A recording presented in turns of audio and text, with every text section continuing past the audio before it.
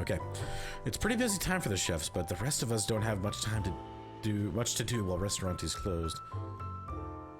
Wow. Shy coworker. The lunch period really was busy today, wasn't it? Sure was! I think I got to sit down even once. I'm glad Ristorante is doing well, though. That means we can all stay here together for a little longer. Oh, this is Laura. She's a waitress like me, but she's still in college, so she doesn't work every day. Laura's super nice, but a little on the shy side. I heard that she and Liam started working here at around the same time. They're on pretty good terms with each other, but Laura seems very embarrassed when she talks to him. I wonder why. Laura, do you want to eat lunch together today? Since Laura and I are usually the only two waitresses on staff around this time, we usually hang out together. I consider her a good friend of mine. Oh, I'm so sorry, Sheila, but I promised my sister I'd go somewhere with her today during the break. You're mad at me, are you? Of course not. If you had a promise with your sister, you should keep it. I'll figure something else out. Thank you for understanding. Well, I guess I should be going now. I'll see you after dinner, okay? Sure. See you later, Laura. Laura quickly gathers her stuff and leaves to meet with her sister. Well, it's no fun having lunch alone. I should find someone else to spend time with. See, boldly approach Ethan. I'm gonna bang Ethan. I'm gonna bang this douchebag. I'm going against the grain here. Ethan and I aren't exactly on the best terms, but that's all the more reason why I should seek him out. If we could just get to know each other better, I'm sure he'd come to like me. I know that deep down, he's a kind person. He could have said much worse things to me than he has after all. I definitely deserve it after all the mistakes I made while working here. Anyway, Ethan's not hard to find. He usually sits alone. I quickly find him sitting at an empty table in the main room, poking at a plate of pasta with his fork. Pasta's not your taste? Ethan looks surprised for a moment. It's the last thing he'd expect was for me to be talking to him like this. Eventually he goes back to frowning, but Ethan does at least reply to my inquiry. Leftovers from earlier. The cooks gave it to me so they wouldn't have to throw it out, but they put too much salt in it today. I love salty foods. Do you want to trade lunches with me? I brought something from home. I'm exaggerating a little bit, but the thought of Ethan not eating anything just makes me feel too sad. God, bitch, grow a pair. He's got a whole evening shift ahead of him. He'll need the energy. Ethan eyes the bag in my hand suspiciously. Is it really all right?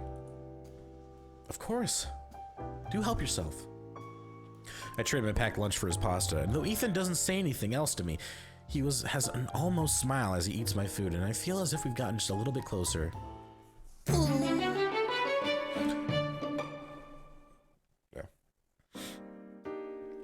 The dinner shift today isn't nearly as busy as it was at lunch, but there's still a lot of work to be done. In my eagerness to please, I break a few more plates, which Ethan's not too happy about. It only gets worse when Laura accidentally drops an entire tray of food. Ethan's even more harsh with Laura than he is with me.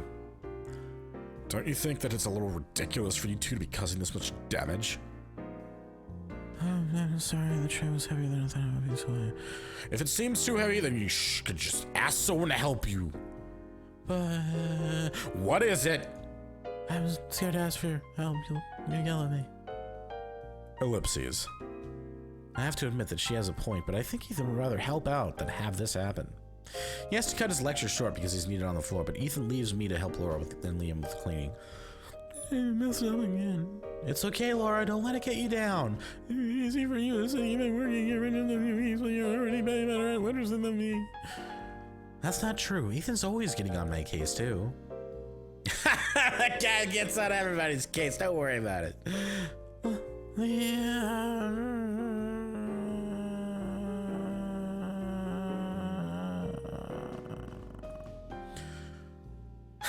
You've been getting better, Laura. You're hard work and always polite with the customers. It'll all pay off for you eventually.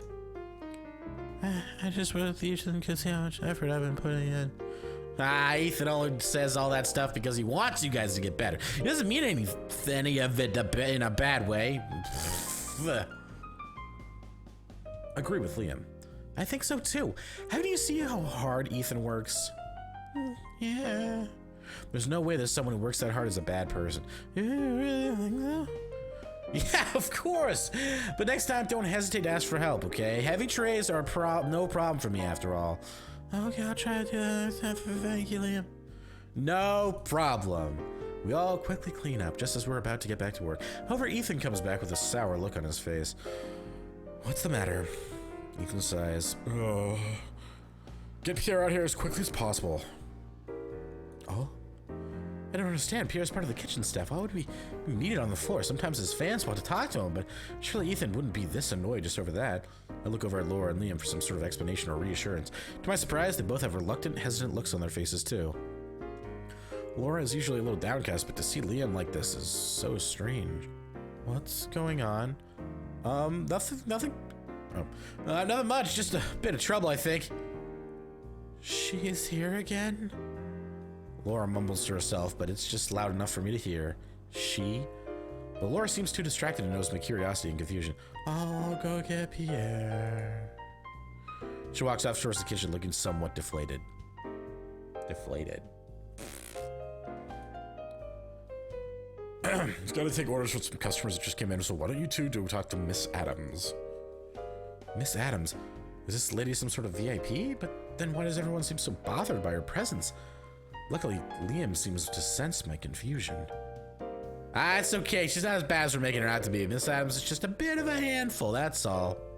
He and I walk towards the table in question, but I'm still pretty confused by what's going on. Who is this person? Cleavage. Miss Angelina Adams, I soon learned. She's a young heiress, and this is her favorite restaurant. Normally she comes in at least twice a week, but recently she's been doing some international travel. That would explain why I haven't seen her, even though I've been working here for almost a month. The others seem very familiar with her, though. Liam and I reach the table shortly. She's sitting alone, so I try my best to give her a friendly smile, which she counters with a cool, unimpressed stare. Yep, I'm seeing that right there. Well, that didn't work. Wah, wah. Good evening, Miss Adams. So nice to see you again. Is there something you'd like to start with your meal with? An appetizer, maybe? No, thank you. Just bring Pierre out here, will you? Excuse me, but Pierre's a chef. If you'd like to place an order, we'd be more than happy to. Oh, I'm sorry. Was I not clear? Get Pierre over here. No! You're wasting my time.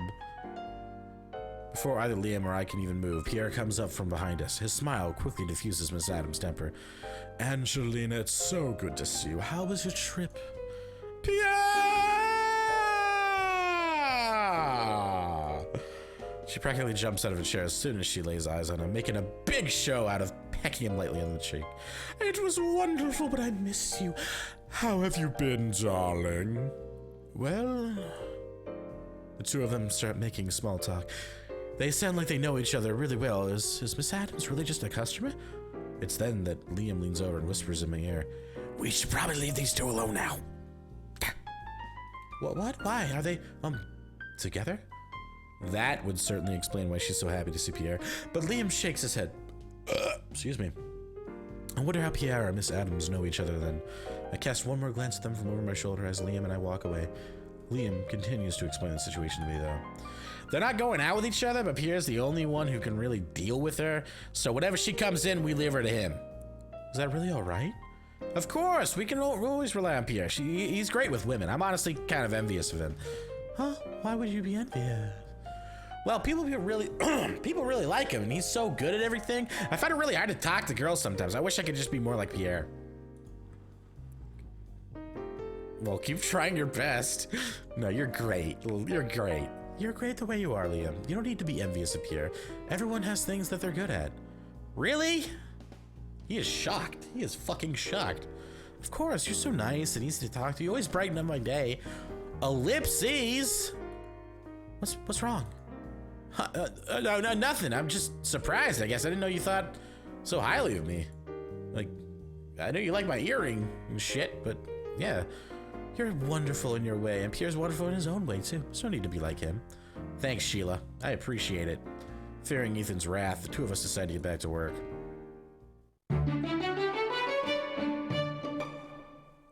That's a good place to cut it off for now.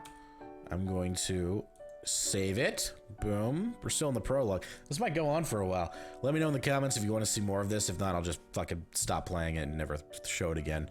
Yeah. I really want to see where this will go, though. I think that I could probably bang all three of those dudes if I really wanted to. Yeah.